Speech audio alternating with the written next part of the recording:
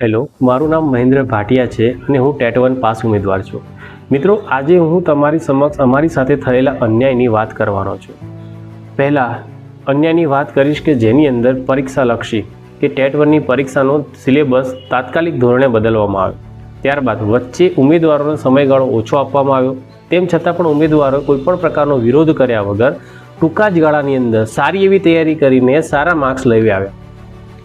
ત્યારબાદ ભરતી લાવવા માટે ઉમેદવારોની વારંવાર રજૂઆતો બાદ 11,000ની ભરતી આપવામાં આવી. ભરતી શરૂ પણ કરવામાં આવી. ઉમેદવારોએ ફોર્મ પણ ભરી દીધા. તેમ છતાં 4 મહિના વીતી ગયા છતાં પણ PML હજુ જાહેર કરવામાં આવ્યું નથી. અમારી એક જ માંગણી છે કે PML સત્વરે જાહેર કરવામાં આવે અને જે કંઈ ઉમેદવારો નોકરીની રાહ જોઈને બેઠા છે એ PML જાહેર કર્યા બાદ ત્યારબાદ ટૂંક સમયમાં પ્રોવિઝનલ મેરિટ લિસ્ટ બાદ ફાઇનલ મેરિટ લિસ્ટ જાહેર કરવામાં આવે અને ફાઇનલ મેરિટ લિસ્ટ બાદ દરેક ઉમેદવારને કોલ લેટર આપવામાં આવે, એટલે કે ઓર્ડર આપવામાં આવે. આ પ્રક્રિયાની અંદર અટકતા પાસા એ છે કે જ્યારે અમે તમને ત્યાં પૂછવામાં આવે છે ત્યારે એવું કહે છે કે DLEDનું રિઝલ્ટ બાકી છે. DLEDનું રિઝલ્ટ આવી ગયું, હજુ પણ એ લોકો PML જાહેર કરતા નથી. સેકન્ડ પાસું એ છે કે જે ભરતી પ્રક્રિયામાં ટેટ 1 ઉમેદવારો જે નપાસ થયા હતા એવા 700 થી 750 ઉમેદવારો દ્વારા કોર્ટમાં પિટિશન દાખલ કરવામાં આવી છે, જેમના 18 થી 19 ગુણ સુધારા માટે ત્યાં પડ્યા છે. તો આ પિટિશનના લીધે અમારો શું વાંક? આ પિટિશન જે 700 થી 750 ઉમેદવારોએ કરી છે, જેના લીધે બાકીના જે પાસ ક્વોલિફાઈ ઉમેદવાર છે એમની ભરતી કેમ પ્રક્રિયા અટકાવવામાં આવી છે? શું એમના લીધે અમારે પણ રાહ જોવાની? આવો ખોટો અન્યાય, સાવે સાવ અન્યાય, ક્યાં સુધી આવો અન્યાય અમારે સહન કરતું રહેવાનું?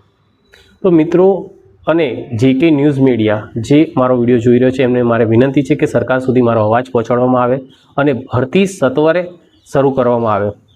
ત્યાં પૂછવામાં આવે છે તો વેબસાઇટ જોતા રહો. વેબસાઇટ જોતા રહીએ તો વેબસાઇટ તો અમે 3-4 મહિનાથી જોઈએ જ છીએ, કોઈ જ નિષ્કર્ષ મળતું નથી, કોઈ જ પરિણામ ત્યાંથી મળતું નથી. ઉમેદવારો હવે હાર્યા છે, હવે થાક્યા છે અને હવે એમને જે વિશ્વાસ હતો વિશ્વાસ તૂટ્યો છે. કોર્ટમાં તારીખ ઉપર તારીખ પડતી જાય છે, પરંતુ કોઈ સચોટ નિર્ણય લેવાઈ રહ્યો નથી. કાં તો કોર્ટનો સચોટ નિર્ણય લેવામાં આવે અને ભરતી પ્રક્રિયા આગળ વધારવામાં આવે. મારે બીજું કશું જ નથી કહેવું મીડિયા મિત્રોને, એટલું જ કહેવું છે કે મારો વિડીયો બધા સુધી પહોંચાડો, સરકાર સુધી પહોંચાડો અને સત્વરે જે ભરતી પ્રક્રિયા અટકેલી છે, આમ તો પૂછવામાં આવે તો ના જ પાડે છે કે ભરતી પ્રક્રિયા કંઈ અટકી નથી, પણ તેમ છતાં વિઘ્ન શું છે, બાધા શું છે જેના કારણે ભરતી પ્રક્રિયા શરૂ નથી થઈ? આટલા સમયગાળામાં તો થઈ જવી જોઈએ. હવે કોઈ એવું વિઘ્ન નથી જેના કારણે ભરતી પ્રક્રિયા અટકી શકે. તો મિત્રો, મારો વિડીયો બધા સુધી પહોંચાડજો અને મીડિયા મિત્રોને સપોર્ટ કરવા વિનંતી છે. જય હિન્દ.